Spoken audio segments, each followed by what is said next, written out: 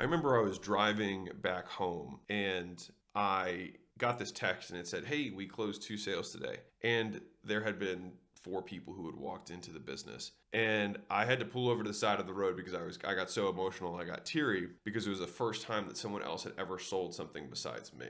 And so that was the first moment when I realized that like this could become a business that did not require me. And if you don't know who I am, my name's Alex Hormozi. I own acquisition.com. It's a portfolio of companies that now does about $85 million a year. And the reason for this video is I want to walk you through one of the most important steps, which is how do you hire excellent salespeople and how do you recognize great salespeople? And so now I've built, I can't tell you the amount of sales teams that we've now built up, but I can tell you this video is going to be specifically about recognizing talent. And so a couple quick frameworks that I want to go through. Number one, when I started in this business, I took every single sale, and it was because I was so afraid that somebody would waste the opportunity. So if you have that fear, I understand where you're coming from. Second, when I had my first sale that was not me, I just had this emotional breakdown because I was like, oh my God, this could actually happen. And I promise you, if you haven't had it happen yet, you will when it does, because you realize that this business can actually work without you and other people can make it rain too. Right. And then I'll tell you a quick story that illustrates the next point that I'm gonna make. So as I, hired some salespeople. Now that first salesperson, were they exceptional? No, but they were able to get the job done. Later on, I had my first kind of like killer, and his name was Mario Negretti, and he came in, I don't know, a year into the business, and he so quickly was able to assume the sales role. And to show you how laughable this is, he started and I was about to start training him and some lady walked in the door and I was like, "Hey man, like I can take it." He's like, "No, I'm good." He's like, "Go do your thing." He's like, "Fitness, nutrition, accountability. I'll figure it out." And he ended up closing this first lady who walked in the door for paid in full. And I remember walking in like completely dumbstruck. I was like, he didn't even know what the pitch was. But she walked out giggling, happy, so excited to start. And what that moment taught me was that it is good to train salespeople, but it's better to take great salespeople and then just point them in a direction. And so this has informed a lot of the thinking that I have around talent in general. And I'll tell you a couple of frameworks that have informed this. But like, if you look at Harvard, Harvard doesn't produce the smartest people. They select the smartest people and then they put smart professors in front of them, but like the base level of intelligence of everyone who's at Harvard is already exceptionally high. And so like even if the teachers at Harvard were not exceptional, the students are, and they would be successful independent of that because their selection is so ridiculous, right? And so if we can think about our own companies that way, and especially if you're in the service business, like look at the biggest service companies out there. Like look at McKinsey, look at Bain, look at BCG, look at basically a lot of the finance world are service-based businesses a lot of times, right? And they're able to do that because they create such a pool to select from that they are able to skim for the best talent, right? I heard this quote from Esther Cathy, who's the founder of Chick-fil-A. You win the championship in the draft. And so it was such a belief that they had about picking the right people, even more so than training. And I would say that I have moved in that direction of a little bit more nature than nurture when it comes to roles, specifically sales especially.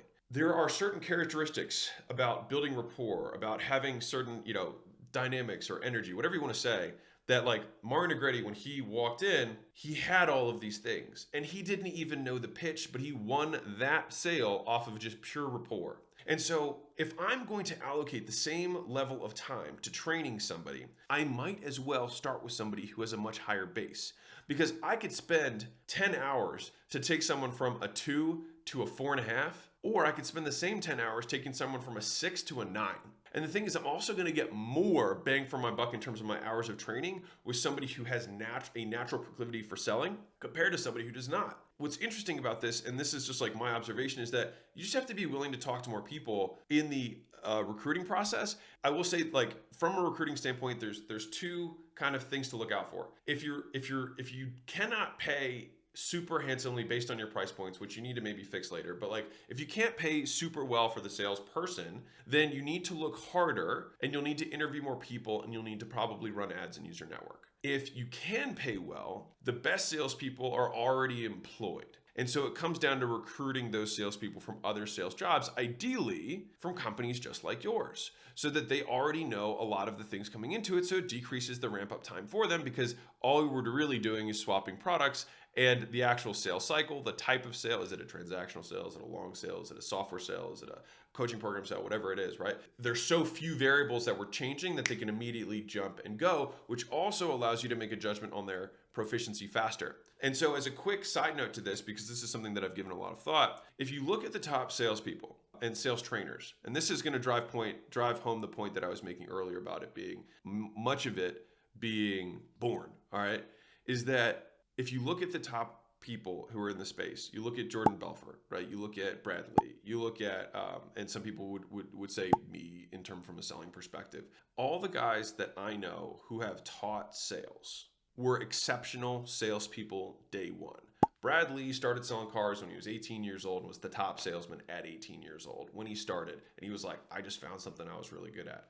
Jordan Belfort talks about how he didn't know how to train anybody in his book. And then all of a sudden he, for the first time ever, wrote out a framework to explain the straight line sales system, which became his book and all that kind of stuff. But he, up to that point, it was just what he naturally did, right? And I can tell you in my instance as well, I'd already closed thousands of deals before I even consumed my first sales training.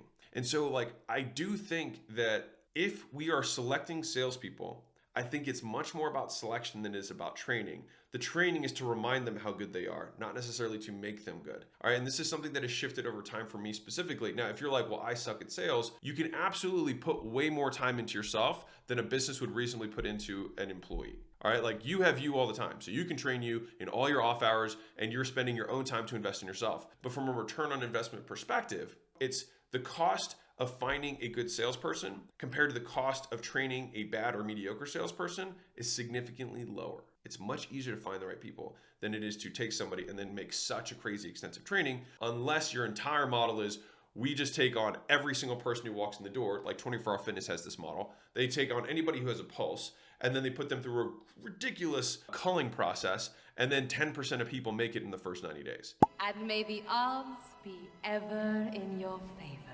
Right? That's their process. And then those people know how to sell. And so they just make ridiculous requirements that almost no one can meet except for exceptional salespeople. And they let that. They have obviously training systems and whatnot, but for the most part, it's teaching them about their process and just having old salespeople explain to new salespeople some of the tips and tricks that have just like made them better, rather than teaching the fundamentals of selling. And so back to you, if you're somebody who's not good at sales, that's okay. You get there through practice and repetition. But in terms of like, you have to get good at it, because it is like, it is core to running a business, especially a small business, is learning how to close, right? And so if you take time to learn it, it's okay. It's a skill that you're going to add in your arsenal, and then it'll allow you to recognize good salespeople in the future. But you can't spend a year trying to train somebody who's not good. You can spend a year trying to train you, right? And that's the difference. When we're selecting for exceptional salespeople, which is what I'm saying, selecting for exceptional salespeople, if you pay less, you have to talk to more people to find them. And then you have to have low tolerance in terms of how quickly they make a sale. And I would say for us, if somebody doesn't close a deal in the first sales cycle, meaning like depending on the length of the transaction, like some people, you know, it's all transactional sales. Some people might be a 2-week sales cycle or a 1-month sales cycle, depending on what you're selling. If someone has done a full sales cycle and they haven't closed the deal, I already know that they're not a killer, because every single killer I've ever had closes deals in their first cycle, just like Mario Negretti, like I said earlier. The killers come in and start killing, and then they just get better at killing with the tweaks and the trainings that we have. The guys who don't do that are the ones that are like, no, give me another shot. I just got to learn, like, you know, blah, blah, blah, blah. And the thing is like, it just drags on an inevitable consequence. And so right now, if you have somebody in your team and you've been in that dragging it on, and they're like just barely good enough to stay on the team, and every single quarter, you're like, are we going to let go of this guy? I don't know. He's not like a winner, but like, I guess we kind of need him to keep putting some numbers up. If you get rid of the people who are dragging the team down, the culture of the team will improve. And I promise you, whenever you cut the bottom, the top moves up, right? And then it also will set the new bar for the person who comes in. It's like, this is how a world-class team operates. Are you up for this? And the thing is the tighter and the higher that team is, the faster they'll point the person out if they don't fit, or they'll immediately accept and glob in the person and they'll become part of the unit. So if you're looking for salespeople and you're looking to scale the sales team, the best salespeople are born, in my opinion, not made. We can select for those people either through recruiting them directly from people who have very similar businesses to us, or we have to interview many more people. And the feeling you get in that tingle when you're like, oh God, I really have to have this guy, that's when you hire. Not when you're like, I mean, I guess this guy could do the job. You can't do that. It's not going to work. And then on the flip side, once that person is in, if they haven't closed the deal in that first cycle, the longer I've been doing business, the shorter my tolerance for somebody not being exceptional is. Because every person that has been exceptional, I know immediately. And so I just have less and less time where I think maybe they'll turn it around. Maybe some more training will get them there when a lot of times you win the draft on the pick. And so thank you guys. Appreciate it. If you're new to Mosey Nation, welcome. And I'll see you guys in the next video. Bye.